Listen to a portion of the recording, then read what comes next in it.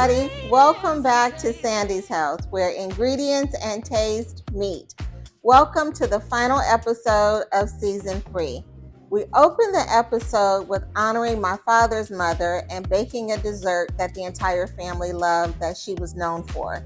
Today, we're going to end the season with baking a dessert that my mother's mother was known for, and that is her pineapple upside down cake.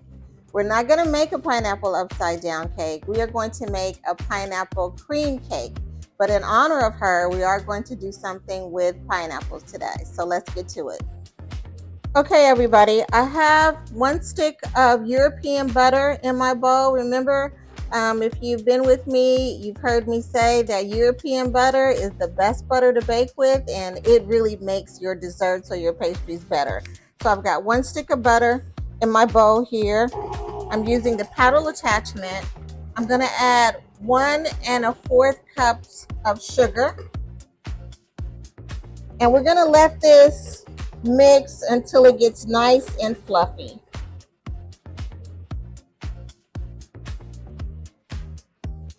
Okay, our butter and our sugar has been mixing, and I'm just going to scrape down my bowl to make sure that everything gets all combined and incorporated before I start adding my eggs. We are making a yellow cake, which is essentially a vanilla cake, but the combination of the butter and the eggs is what makes it yellow. And so we've got 3 eggs and 2 egg yolks here, and we've got a tablespoon of vanilla bean paste. So I'm gonna add these 2 together, only because I like combining ingredients whenever I can. We're going to add those together, and then we're going to add 1 egg at a time, and we're going to fully incorporate it before adding the next egg. So this might take a minute to do, because you want to be careful to not dump all your eggs at one time, because it can happen. But if 2 eggs slip out, it is not the end of the world. It's okay. Just make sure that you fully combine and incorporate them before you add the next egg. And if it looks like your butter and your egg mixture is separating, it's okay, because it will come together when we add the flour. I'm going to stop the mixer and scrape it down. You want to do this periodically just to get the batter that's kind of splattered on the side of your bowl before you add the next ingredient. Now I'm adding 1/4 cup of oil. The combination of the oil and the butter is going to make this cake nice and moist and give it that crumble that I'm looking for. Okay, so now I'm going to stop the mixer, and I'm going to add 2 teaspoons of baking powder to 2 1/4 cups of sifted cake flour, 1/4 teaspoon of salt. I'm going to mix that in really well. Okay, so now we're going to add our flour in thirds. We're going to alternate between the flour and the milk, ending with the flour. And once we add our flour, we just pulse at this point, just to slightly get the flour incorporated. But I want to avoid over mixing. So then I'm going to pour 1/3 of the milk, and we're going to just pulse. And then another scoop of flour. So I'm going to pour the rest of the milk because I want to end with the flour. Okay, and then this is our last scoop of flour. There we go. Okay.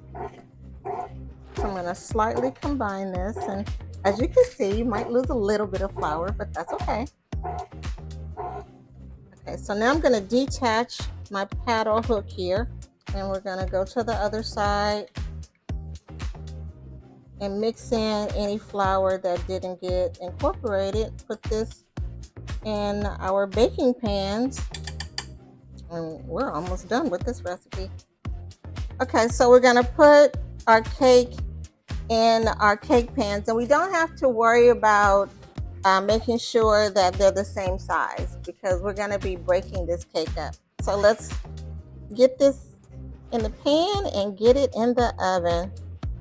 I could have used a bundt cake pan for this, but that would take about an hour to bake, and I want these to bake up in about 30 minutes.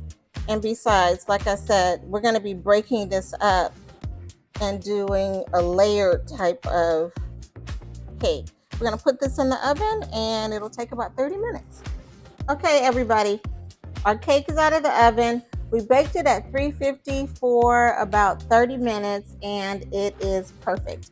Now we're going to build our cream. This is a pineapple cream cake. And I whipped up 2 cups of whipping cream with 2 tablespoons of powdered sugar and a teaspoon of vanilla bean paste. And when you whip up your whipping cream, you just want to whip it to like a stiff peak, like that. You don't want to over whip it because then you'll have butter. So we're going to combine our whipping cream. I have some pastry cream. You can use the boxed instant vanilla pudding instead of this, or you can make your own pudding from scratch. This is pastry cream. So we're going to combine the whipping cream, the pastry cream.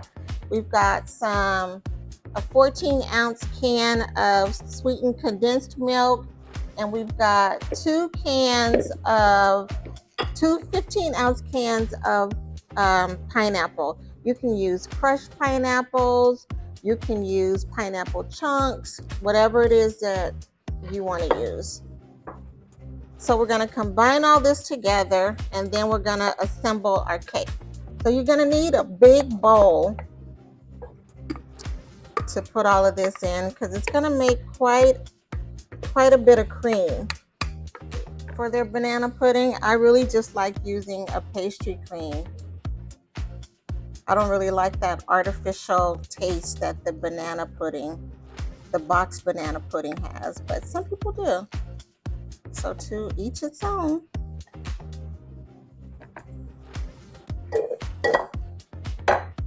And then we're going to add our condensed milk. This pudding is so good, and it's good in this cake. I understand why it is my dad's favorite. So we're just gonna fold this in. We're not gonna stir it.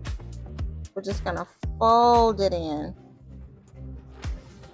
And as we're folding, I'm gonna add the pineapples. I drained the juice off of the pineapples. You don't want the juice in this because it'll make it soupy. And as this chills in the refrigerator, you want it to firm up. You don't want it to be soupy because then it will make your cake soggy. Okay, so I'm gonna put a layer of the cream on the bottom of the bowl. I'm doing it in this bowl instead of a nice pretty bowl because I'm going to take this over to my dad. Okay, and then what I'm going to do is I'm going to take this cake and I'm going to break it up. And I'm just going to break it apart and lay it in the bottom here, just like that. As you can see, I split it in half because I want to make sure that I have enough to layer. So you just want to cover the bottom, the cut side up, and then I'm just going to layer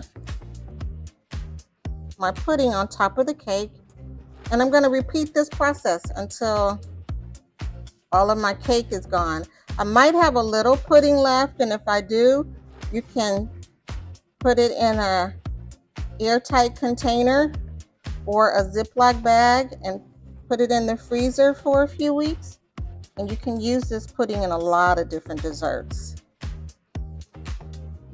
Okay, now I'm going to put another layer on top. Okay, everybody, here's our pineapple cream cake. I'm going to get it in the refrigerator and let it chill for a couple of hours, and then I'm going to deliver it to my dad. He's going to be so excited. Thank you for baking it breezy with me today. Let me leave you with this. May the Lord bless you. May the Lord protect you. May the Lord smile upon you and be gracious to you. May the Lord show you his favor and give you his peace as only he can.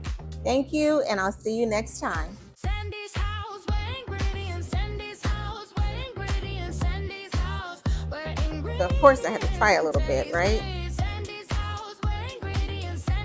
This looks so light and yummy.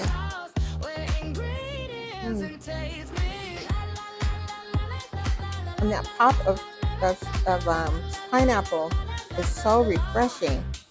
I can't even imagine what it's going to taste like once it's chilled. Mm-hmm.